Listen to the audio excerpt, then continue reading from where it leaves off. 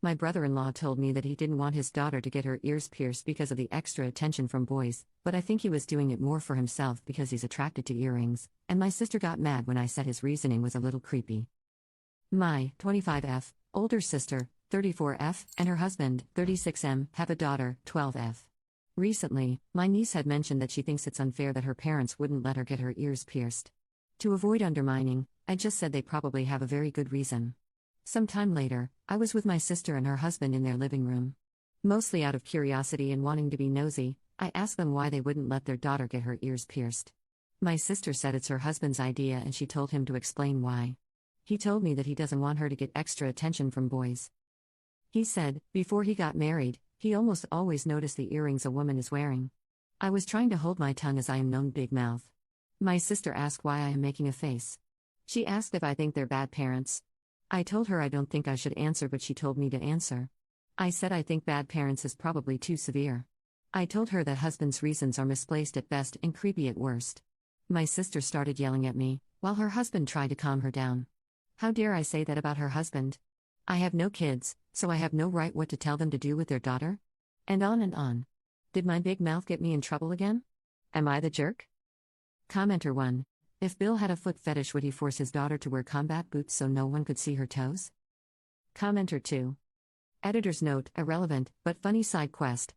I worked with a Mormon guy in college, my supervisor, who wouldn't let the female employees chew grape gum because he once wanted to cheat on his wife with a woman that chewed it constantly. Grape gum reminded him of her, so to be faithful to his wife, female employees couldn't chew it. Especially as college-age girls. He straight out told new employees that. It was creepy and weird 3 decades ago, it's creepy and weird now. Update. My big sister visited me yesterday. She looked like she had been crying.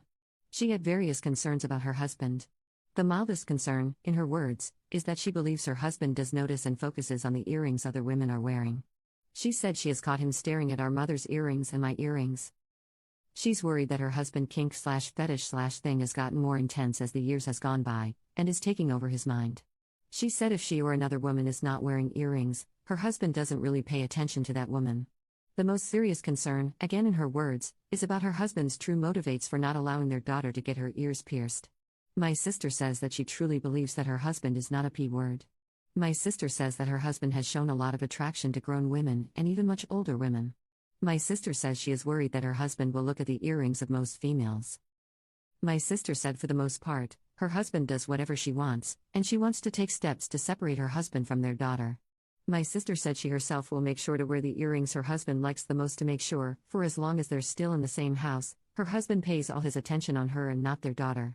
This was a situation I would have loved to be completely wrong on. Commenter. So, she thinks that her husband could look at her daughter in a sexual manner, but yet, she'll continue to have them live together? She's a jerk. Commenter 2. So much wrong in this.